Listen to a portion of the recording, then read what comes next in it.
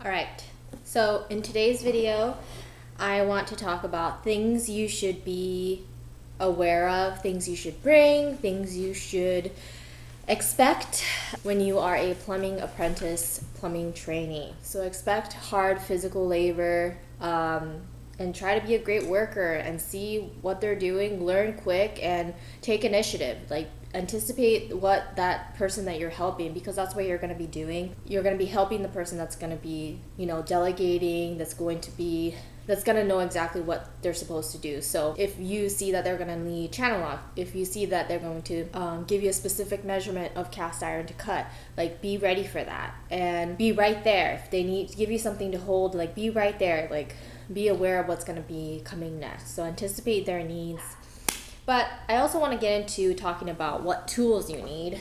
I have my little tool bag here that's super dusty now. First and foremost, safety goggles. This is the ones that I got from school, which came in really handy. Now they're super dirty. So definitely need safety goggles. And with the people that I work with, they hardly ever wore them, but wear them. Like, protect yourself. You don't need to be told to protect yourself. Like, protect yourself because that's what you're supposed to do. So just wear them. I was working there for a week, okay? Barely a week. And this is the second dust mask I went through because the first one was so dirty and it was just nasty. Like, I could not continue wearing them. And I think that was like after the third day or something like that. So these are the ones I actually got at school, just like disposable dust masks. And look how dirty it is. It's mostly my makeup, but like this area around here is where I got like just black from going under the crawl space. And I don't know why my nose is super runny. Another thing, you're going to be out in the elements. You're going to be going underneath. You're going to be out in the sun. So wear a hat. So this hat was like, well, actually, I've had this for years, but it wasn't this dirty. I would just wear this hat to go hiking. So I knew it was a little dirty, but all this dust, this is from my last day when I went under the crawl space, and look how dusty it got. That's just from like being underneath and just grazing the top of the crawl space and just filthy. This was a dark navy hat, and now it's all dirty. A measuring tape. This is a 25 feet measuring tape. It's actually in my tools update video. I think I don't know which video it was, but this is a 25 footer.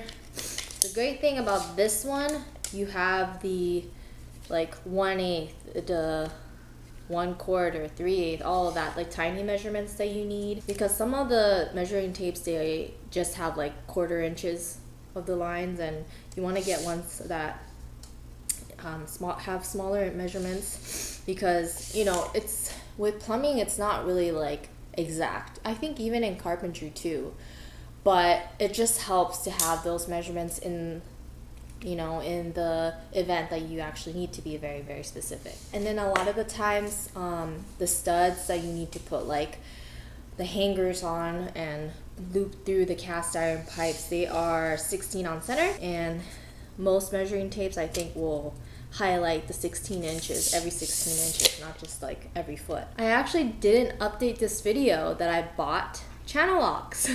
I bought channel locks for this job, for the plumbing apprentice job. This is probably the most expensive thing that I've purchased other than the power drill, I think. These were like $13.99 at Home Depot, but this is actually like the medium size, and I actually did have the opportunity, or it was needed, and I was really glad that I had my own, because they provide you with tools for everyone to use at the job. So channel locks, having my own was really helpful to tighten I think I use this for the tub drain. Utility gloves. These I'm not even going to open because I touched like dirty waste pipes with it, and holding old pipes, cutting them and waiting to use some end of it. Even if the water is shut off, there's still like remnants of waste in the pipes, and if you just cut it, it might drip on you, and you know, as you're trying to salvage some part of that old pipe, it gets on your gloves. It's just, you have to have these. The foreman person always wore fresh rubber gloves. I took some because they told me to take some before going out there, but I found it better to use these because these are super baggy for me, so they would kind of get caught up on things. Another good thing, have a box cutter, because you just don't know what you're gonna cut. I needed it for cutting this plastic that I taped onto the tenant's room as we were going in and out of their units, and for other things. It's just really handy to have a box cutter, something to cut and like break things open with. Another thing, I finally purchased myself a 6-in-1 screwdriver. This is just from Home Depot, and basically it has 4 sides, actually 6 sides. So you have the socket, and then you have the 2 sides that you can use for the screwdriver, and then this side, oops, this side also has the 2 sides. Also, I think this was like only $7, and it's like super sturdy, Husky brand. I really like it. I don't know. I feel like it's totally worth it. Feels like really good quality. And then last 2 things. You're going to need a marker. You can just get any like wet magic marker or whatever. I just grabbed one of my dry erase markers in any color. Preferably not black, because ABS pipe is black, cast iron is black. So red is a little bit more visible when you mark where you're going to cut the actual pipes. So that's good to have. And then also good to have a flashlight. This is just like some cheapy $2 or $3 flashlight I got. You can get one of those like heavyweight sturdy ones, but that most construction people have, but this came in handy enough. So have a flashlight when you're under the crawl space. Sometimes they have like string lights, like lights on a extension cord that you can use so everything is visible. But if you're crawling from one side to another, it's always just good to have your own light. So another thing that I think would be really, really useful that I ended up not getting on time, and I don't foresee getting for this next job that I'm gonna go on, but if they do, it all makes sense why I would need it. But for plumbing, definitely should invest in coveralls. I went to like actually I was gonna go to Home Depot and Sears. I think I ended up just going to Sears and calling Home Depot, but a lot of these stores, they only have coveralls online that you can order. Sears they did have, but they only had one brand, which I can't think of the name, and it was $55, and they didn't have a small, and the medium was like so humongous I would be swimming in it. But that would be really useful to use and wear when you go under the house, because you're going to get dirty from head to toe. So that would be really useful to have if you're going to be a plumbing apprentice. And then the other thing that you would find very useful, there's a lot of being on your knees, like being on your knees cutting cast iron, being on your knees taking off fixtures from the ground like water closets, being on your knees when you're in the crawl space. So definitely invest in some knee pads. Yeah, that concludes my tools. Other things you should be aware of, you're going to get really, really dirty. So yeah, you're gonna get dirty. I've never sweated so much in my life. I wore long sleeves to protect myself from the sun and just protect myself from the dust and everything, so it was just really, really hot. Number one thing is that it's just hard work. So don't think about how tired you are or how exhausted you are. Like, keep learning. Know that your shift is gonna be 8 hours and that's it. You know, like unless they tell you to work overtime, but try to get things done as quickly as possible. Learn very quick. Be there on time. Be there early. And some places are lenient, some places are more strict. But from my experience, just be reliable.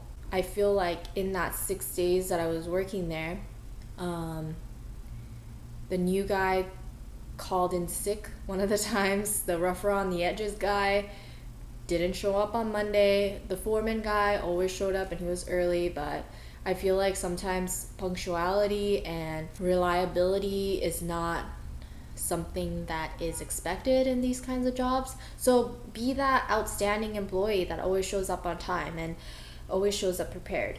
Another thing, you are going to smell some residue. some human excrement residue.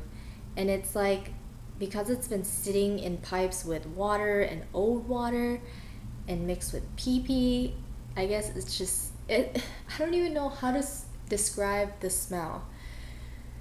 But I just remember cutting through one of the old cast iron pipes and putting a plug in it, and then coming back the next day and taking off the plug to continue the repiping process, and smelling that smell where you know that waste has just, you know, passed through there. And it's just like almost chemically, but it's like human waste. So, which, you know, we all know what that smells like because hello, that comes out of us. But it's like, it's just, it's not foul, like it's a tolerable smell, but it's not, it doesn't smell great. And when I was in the crawl space and something similar like that happened, because it was like almost at the lowest point, it was really foul, but it was also like chemically foul smell. So expect that, but surprisingly not too much of that even in the repiping project. So yeah, that's something to expect. But all in all, do I think that girls can do this? Do I think that females can be plumbers, not service and repair plumbers, but, you know, repiping project plumbers, like hard work, you know, lifting certain things? Do I feel like females can do it? I 100% think females can do it. I think that we might not be as strong as men, but especially with these kinds of projects, you work as a team. So if you say, I can't carry this, I need help, you know, everyone's gonna help you. I think that it's a plausible job for anybody. But I do have to say that I was the only girl there on site. The demo people, they were also working there on site. They were all men, not a single girl working there. And I live in California, so there's a lot of Spanish speaking people, and I do not speak a lick of Spanish. And I feel like that kind of worked to my advantage because I kind of didn't want to know what they were saying about me. But you get over that quick. And yeah, that's pretty much all you have to expect, and just be willing to learn so that they're going to be happy with you working there. And just because everyone else may be late or not as reliable, don't succumb to that and think that that's okay and you should be lenient too. Like, don't ever follow other people's bad examples, and continue to work hard and keep learning, because the more you show how much you want to learn and show how much you want to work and how hard you're working, the more opportunities they'll give you to learn more, and the more jobs they'll allow you to participate in. And at the end of the day, that's all we want. We're not going into this to just be there and complain, right? We're going into this because we want to learn more, because we want to be helpful, because we want to get things done. So good luck to you if you're going into plumbing. Good luck to you if you're going to be a plumber's apprentice. It's not an easy job, but it's also not crazy hard either. But it's probably, honest to God, the hardest job I've ever done. But I have mostly done easy, like waiting tables and having a desk job for the last 3 years. So it's like relative to the person, right? But yeah, it's hard physical labor, but it's not that crazy. And if it was, then it would pay 100 times more. So good luck to you. Thank you so much for watching. I post videos every Tuesday and Sunday. I also have an Instagram, which is the same handle as my YouTube channel. It is at MyKindOfEconomical for latest updates. And please don't forget to subscribe so that you don't miss my videos. Anyway, thank you so much for watching. Peace.